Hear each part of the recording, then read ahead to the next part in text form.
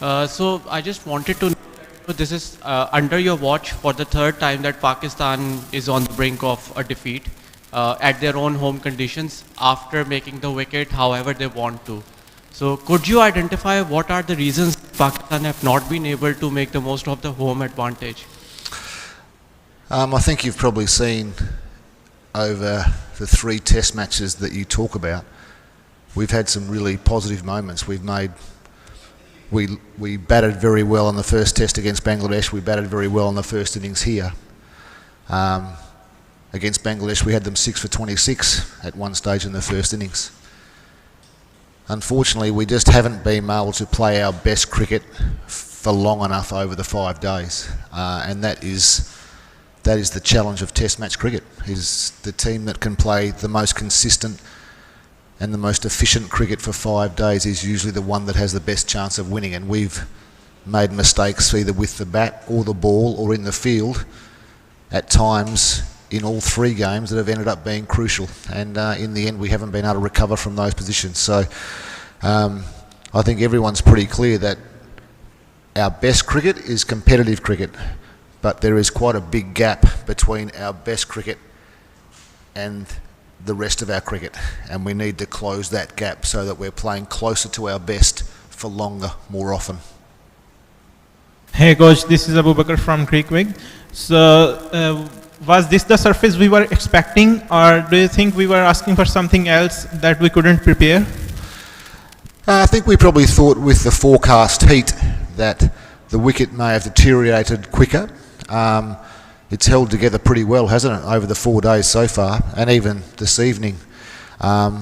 With the new ball, the hard new ball hit the surface hard, and there was some movement, and a couple didn't bounce and a couple bounced a bit more, but I think overall it's been pretty consistent. So I would suggest we would have liked a surface that maybe offered a bit more deterioration, so both the spinners and the fast bowlers had a bit more of a chance. But once again,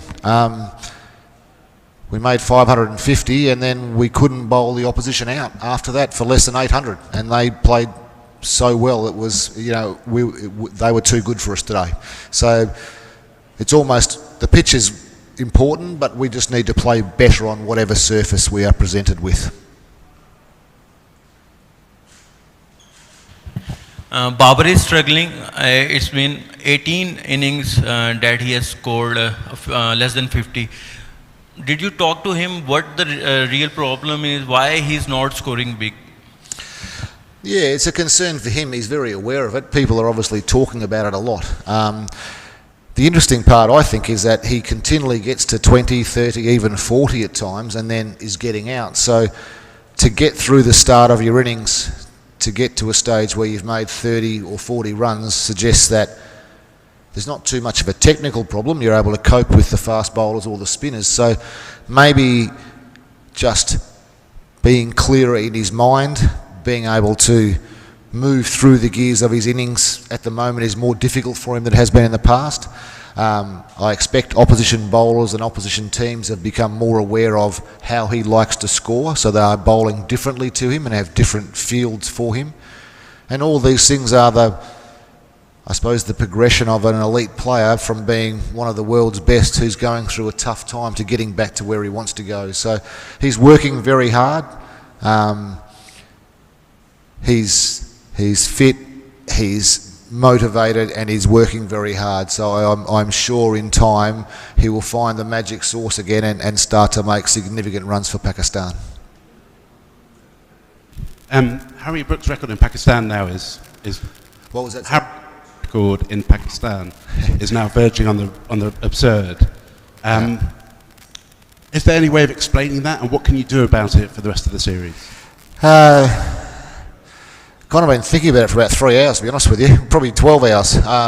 He's just playing so well.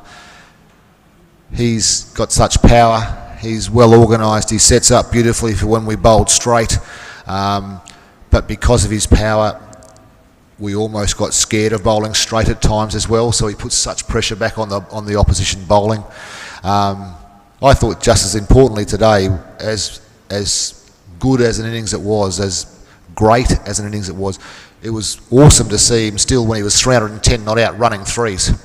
It's hot out there, and England have come from playing Australia with beanies and jackets on to 40 degrees every day. So it's a real credit to them and their system. He's a 20 Test match player now, and to have scored a 300, and I think maybe only the 5th time ever in English cricket history. It's pretty storied company. So you might need to give us a couple of days to come up with a solution to it. Maybe if you could nick one or miss one early on, that'd be a good start for us. Yeah. It feels from afar that Pakistan have suffered a few really painful defeats recently, and this may be another one. What was that atmosphere like in the dressing room before they came out for the start of their second innings, and how's it been kind of over the last day, I suppose? We got bashed up a little bit today. There's no doubt about that. The heat, the length of time, 150 overs in the field. We didn't have our spinner who's still in hospital today, so that's been tough. We had to rely on our second spinner in Salman and even Saim to bowl some overs for us, who did a good job. But when you've got two guys on over 200 on a wicket like that, when you're bowling part-time spinning, same. If you're going less than 6, 7, 8 and over, you're probably doing pretty well. So whilst everyone's a bit disappointed tonight, there's some good young enthusiastic cricketers who are only just in the infancies of their Test career, and if they're learning anything, they're learning that Test cricket's hard. And that's not a bad lesson to learn, because it doesn't get easier, and they'll need to continue to be resilient and strong and tough and understand why England are so good when we play them this way, and how we're going to try and get to that level in the near future. Quickly, have you got an update on Abra's condition? How is he? I can't tell you, I'm sorry. I know he's still in hospital. We were kind of aware once we lost our 6th wicket this afternoon. It was like, okay, is he going to be able to get here? And he was still in hospital, but that's all I know. Yeah, I couldn't tell you that. Yeah, I'm not even sure exactly of what the condition is, to be honest, so I wouldn't be willing to say anything. Yeah.